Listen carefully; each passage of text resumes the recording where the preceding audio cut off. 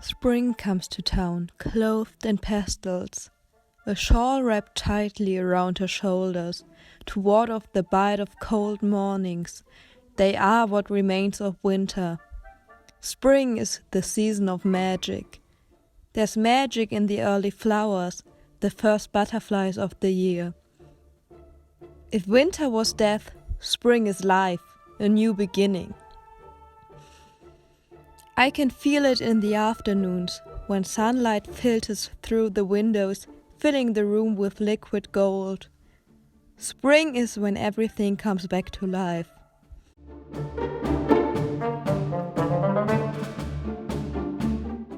The first thing I wanted to do was to bake one of those flour breads that have been all over TikTok. Usually I save a recipe and then never get back to it, but this was too cute to forget. If you never made bread from scratch before, fear not, it's actually super easy and you only need a few ingredients. You're going to need flour, salt, yeast and a bit of warm water. That's it.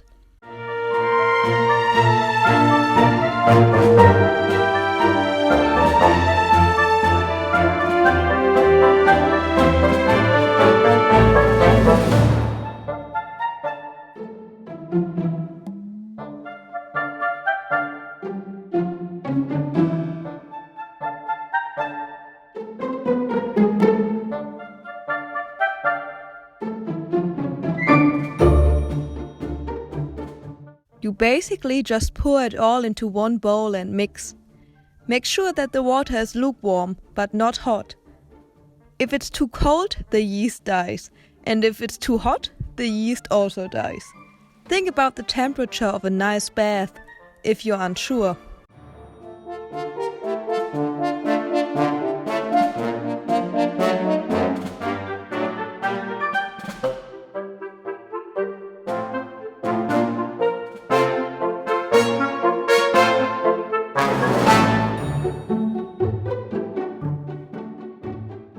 Most important part is the kneading though.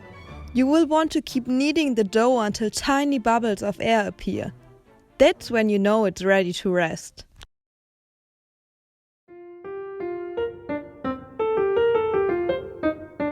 I put my dough back into the mixing bowl and let it rest for about 90 minutes. You can use that time to read or maybe catch up on that show you've been watching. After the dough has risen, it should be about double in size.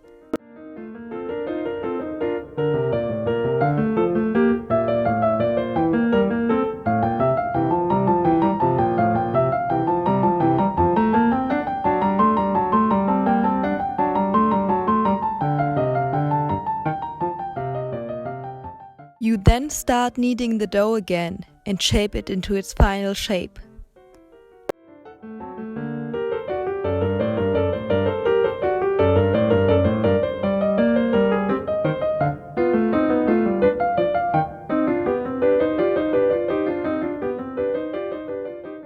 Usually you'd be able to transfer your loaf straight to the oven, but not today, because today we paint.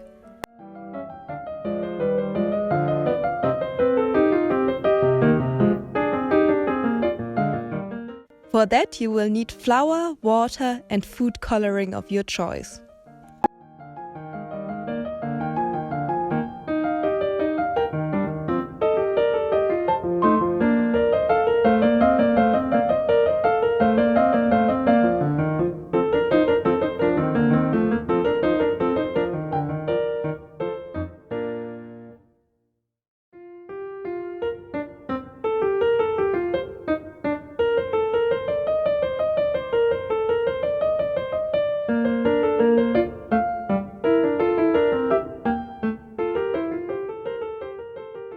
You add all of the ingredients and stir until the mixture has about the same texture as watercolors. Et voila! It's time to paint our flowers.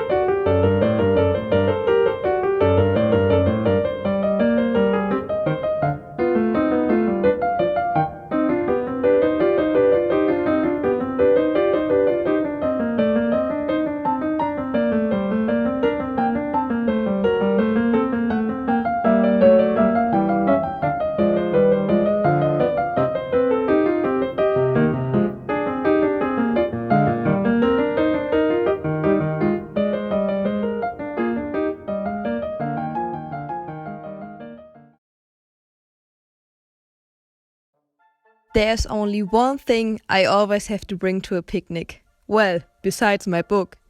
But it's homemade lemonade. Quick, easy, and super tasty. Again, you just pour a few ingredients together and call it a day.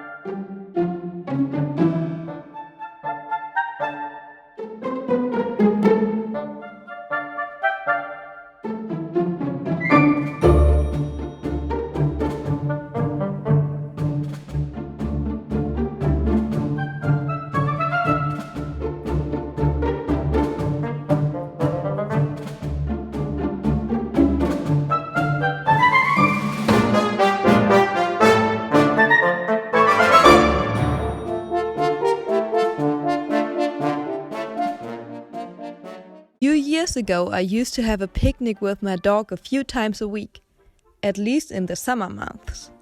Since it's so lovely to be in nature, I want to pick that habit back up again.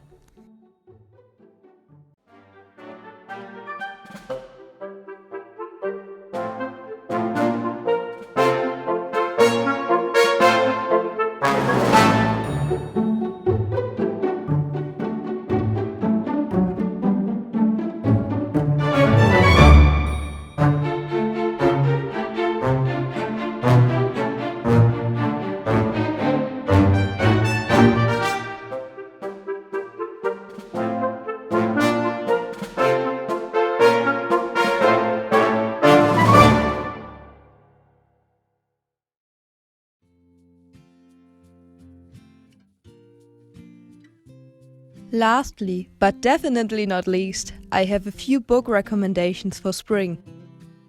The first book is Ghosts by Dolly Alderton.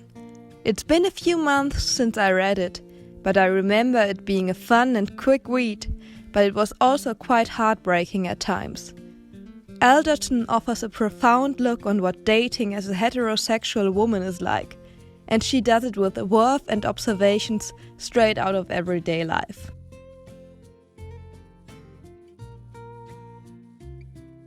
Blue Horses by Mary Oliver is great for springtime, but also great if you're a beginner to poetry. Her poems can be described as cottagecore and cozy. She really has a gift for describing nature so vividly you can almost feel the damp grass under your toes and the sun on your face. I highly recommend this collection of hers. Next up is A Room of One's Own, as a stand-in for classics in general and Mrs. Dalloway in particular. In my opinion, spring is the best time for reading classics. And since March is Women's History Month, it surely doesn't hurt to read one of the most influential feminist classics. A Room of One's Own is actually a transcript of a lecture Woolf gave in Cambridge. That is why the writing is more accessible than her other works. All around an amazing, important book you should most definitely put on your to-read list. Another classic on my list is The Yellow Wallpaper by Charlotte Perkins Gilman. You probably read that one in school. But if you haven't, or even if you have, I can highly recommend it. Its themes of feminism and empowerment remain relevant to this day.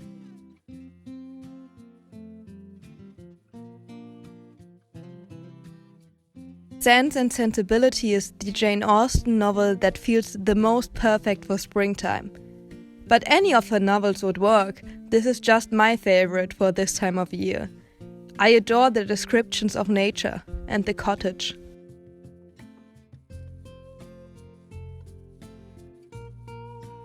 Last on my list is Les by Andrew Sean Greer, which is a gay romance. I enjoyed it very much, although romance is not typically my genre. This book was insanely funny and Arthur Les highly relatable. He accepts every literary invitation he has lying around because he wants to be out of town on the day of his ex's wedding. If that hasn't piqued your interest, I'm afraid I can't help you. Good books are essential for spring. Necessary to enjoy the rainy days that follow rays of sunshine. With a good book you can enjoy the moment sitting out in the sun, letting the soft light warm your face and your body. But they are also integral for those rainy days, the windy days, where everything feels a little too much like winter.